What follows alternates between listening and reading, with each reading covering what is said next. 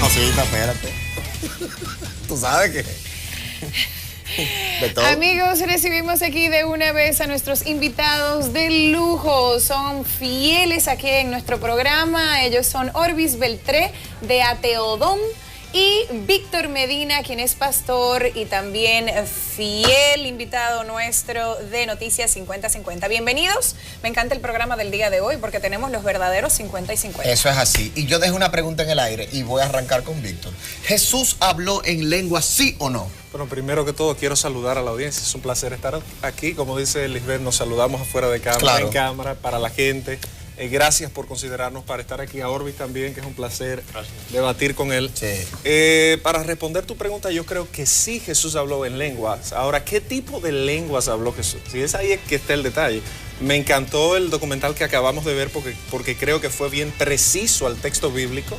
¿En qué lenguas habló Jesús? En la lengua de la época, en el idioma vernáculo de la época. Jesús habló, bueno, pues en arameo. Jesús habló, podría perfectamente haber conocido el griego. Ahora, la pregunta que yo creo que tú quisiste haber hecho es, ¿habló Jesús lenguas de las que se ven en el preview que ustedes hicieron?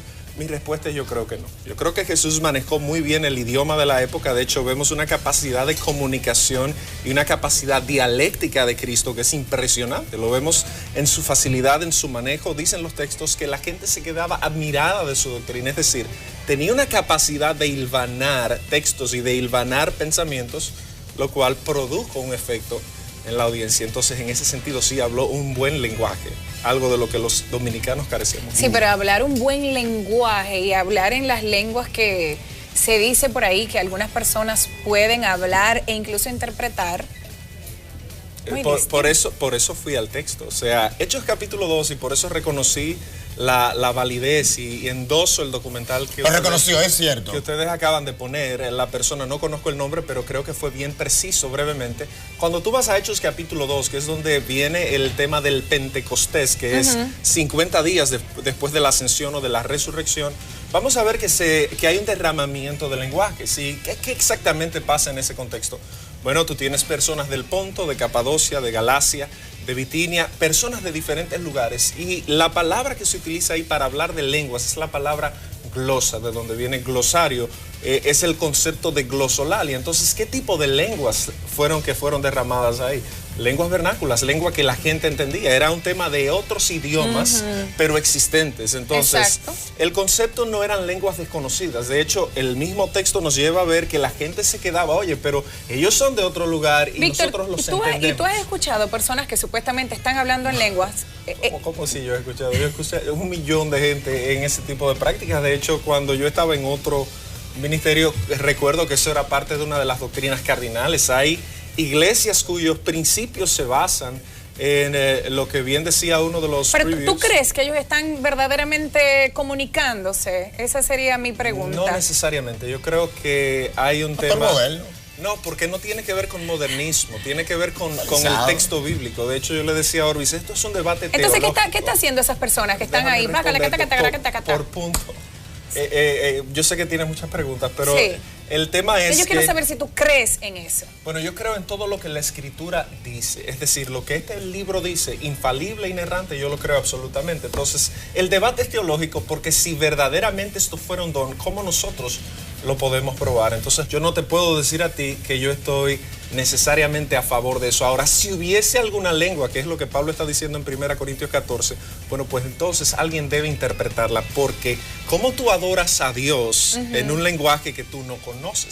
Básicamente tú estás diciendo que los que lo hacen en estos días son unos artistas. No necesariamente, eso lo dijiste tú. Orbis. Más o menos, más o menos. Orbis, vamos a escuchar a Orbis. Bueno, te veo putrefacto, Orbis. Sí, estoy sorprendido. Lo primero es que ustedes parten de una falacia que se llama hombre de paja. Jesús no pudo hablar en lengua ni en ningún otro idioma si no existió. Más allá de las páginas de ese libro, ese es un personaje que no existió en ningún lado de la tierra. Por cuanto a hablar en lengua, yo también sé hablar en lengua.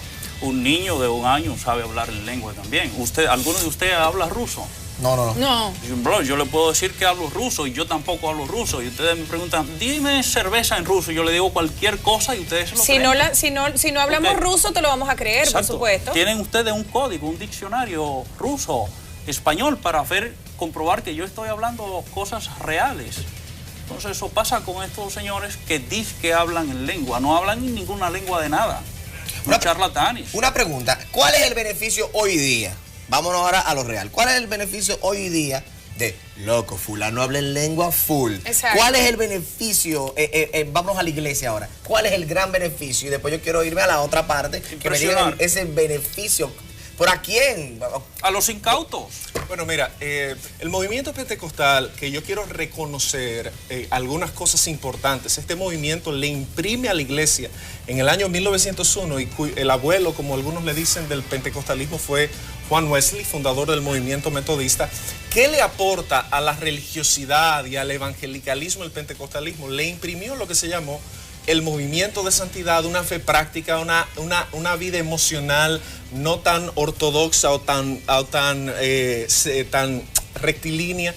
Ahora, los excesos fueron los que gobernaron. Entonces ahí vino el tema de las manifestaciones y se sacó la centralidad de las escrituras al punto de que muchos se enfocan más en una manifestación que en la autoridad del texto. Y bien dijo el documental, y ustedes bien lo dijeron en la introducción, las lenguas de Hechos capítulo 2 se usaban literalmente, dice el texto, para anunciar las maravillas de Dios. En otras palabras, para hablar del evangelio. ¿Cómo tú vas a hablar del evangelio, de una buena nueva, si el otro no te entiende? Exactamente. Entonces, ¿cuál es el problema de la... Aunque tú, Víctor, estés diciéndolo de una manera bonita y no precisamente como yo lo puse, tú no estás validando que realmente el que hable hoy día en las lenguas que nosotros escuchamos en algunas iglesias u organizaciones, como se le quiera llamar, tú básicamente estás diciendo, tú no lo validas, no es la lengua de la que se habla. Déjame darte mi postura claramente al respecto. Exacto, eso es lo que yo quiero, que tú en un lenguaje llano y al punto le llegues al ¿cuál es la pueblo? doctrina de la comunidad bíblica de fe de la iglesia que nosotros pertenecemos? ¿Qué dice nuestra confesión o credo? Hay un punto que dice, creemos en la continuidad de todos los dones bíblicamente demostrables. Hay lenguas, la Biblia dice, debe haber interpretación. Ahora, ¿cuál es el problema con las iglesias neopentecostales y esta excitación que vemos hoy en día? Que de la excitación se pasa a la manipulación.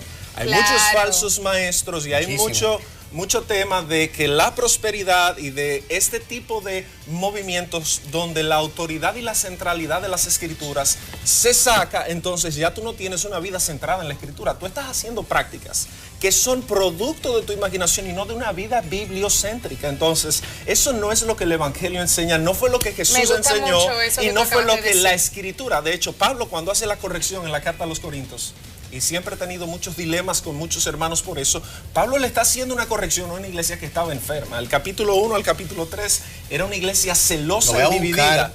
El capítulo 5 se trata el caso del incesto, un incesto en medio de la iglesia, litigio ante los incrédulos. Capítulo 6, el abuso en Eucaristía. Capítulo 11, la gente iba con hambre, se comía todo. Era una iglesia muy inteligente, eran griegos, personas doctas en algún punto, y de hecho hay algunos que utilizan la idea de que quizás este lenguaje era un lenguaje demasiado sofisticado, o como bien el documental dijo, era una aprehensión de algunos, y también un lenguaje muy sofisticado de los lenguajes paganos. Mira, vamos a hacer una pequeña pausa y volvemos de nuevo y continuamos con Víctor y con Orbis, que están aquí debatiendo este tema tan fabuloso. Opinen, por favor, Noticias 50-50, y cuéntenos historias si lo han vivido. Pausa.